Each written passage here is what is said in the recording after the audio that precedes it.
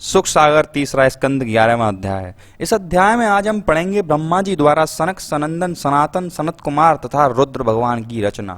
लेकिन उससे पहले अगर आप चैनल पर नए हैं तो चैनल को जरूर सब्सक्राइब करें और नोटिफिकेशन बेल दबाने के बाद ऑल पर क्लिक करें ताकि आने वाली हर वीडियो आप तक पहुंच सके।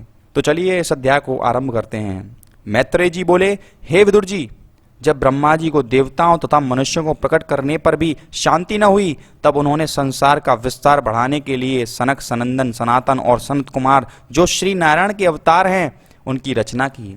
इसके बाद इन चारों भाइयों से प्रजा का निर्माण करने के लिए कहा। ब्रह्मा जी की आज्ञा सुनकर इन चारों भाइयों के हृदय में यह ज्ञान प्रकट हुआ कि जो माता पिता भाई आदि श्री नारायण का भजन करने में बाधक हों उनको अपना हितैषी नहीं जानना चाहिए, इसलिए हम लोग प्रजा की रचना नहीं करेंगे। यह विचार कर उन्होंने ब्रह्मा जी से कहा, हे पितामह, हम आपसे यह वरदान मांगते हैं कि हम हमेशा 5 वर्ष के ही बने रहें। हमारा हृदय काम क्रोध लोभ मोह आदि के वशीभूत न हो, हम कभी इंद्रिय सुखों की इच्छा न करें, हमें कभी भी युवावस्था और वृद्धावस्था न व्यापे।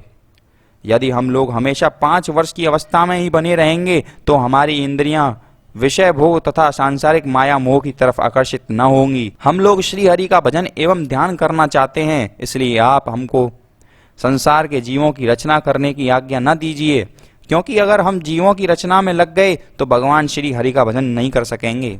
उन चारों भाइयों के ऐसे वचन सुनकर ब्रह्मा जी ने उन्हें वरदान दिया कि तुम लोगों की आयु सदा 5 वर्ष ही बनी रहेगी और समस्त इंद्रियां तुम्हारे वश में ही रहेंगी, परंतु तुमने जो मेरी आज्ञा को टालकर प्रजा की रचना करना अस्वीकार किया है, यह बड़ा ही अनुचित किया है।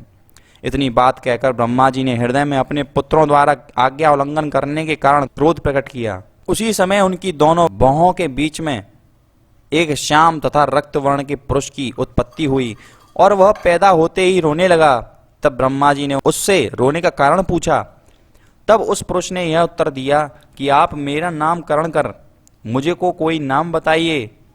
यह सुनकर ब्रह्मा जी प्रसन्न होकर बोले, तूने पैदा होते ही रुदन किया है, इसलिए तेरा नाम रुद्र होगा। तू प्राणियों की रचना कर और समस्त देवताओं में उत्तम बनकर संसार में निवास कर। सांसारिक प्राणी तुझको शिव शंकर महादेव इत्यादि बहुत नामों से पुकारेंगे। ब्रह्मा जी का यह आदेश सुनकर रुद्र ने काम क्रोध लोभ तथा अहंकार से भरकर राक्षस भूत प्रेत पिशाच आदि की रचना की, परंतु उस सृष्टि रचना को देखकर भी ब्रह्मा जी को संतोष नहीं हुआ। तब वे बोले, हे रुद्र, तेरी रचना क्रोध से हुई है, इसलिए जब तक मेरे हृदय में सतोगुण का निवास न होगा तब तक तेरे द्वारा प्रकट किए हुए सभी प्राणी अधर्मी ही रहेंगे। इसलिए तू पहले जाकर तपस्या कर। उस तपस्या के कारण जब मेरा तमोगुणी स्वभाव नष्ट हो जाएगा और उसे सतोगुणी की प्राप्ति हो जाएगी, तब तुम सब उस सतोगुण द्वारा प्रजा की रचना करना। तपस्या करने के से तुझे भगवान नारायण के दर्शन भी हो जाएंगे। ब्रह्मा जी के यह वचन सुनकर रुद्र ने सृष्टि रचना को बंद कर दिया और तपस्या के लिए गए। और यहीं पर 11वां अध्याय समाप्त होता है। और हाँ, अगर आप चैनल पर नए हैं तो चैनल को जरूर सब्सक्राइब करें और नोटिफिकेशन बेल दबाने के बाद ऑल पर क्लिक करें। और हाँ, अगर आपने अभी तक बाकी के अध्याय नहीं देखे हैं तो उन सभी अध्यायों के लिंक डिस्क्रिप्शन में दे रखे हैं, वहां जाकर आप देख सकते हैं।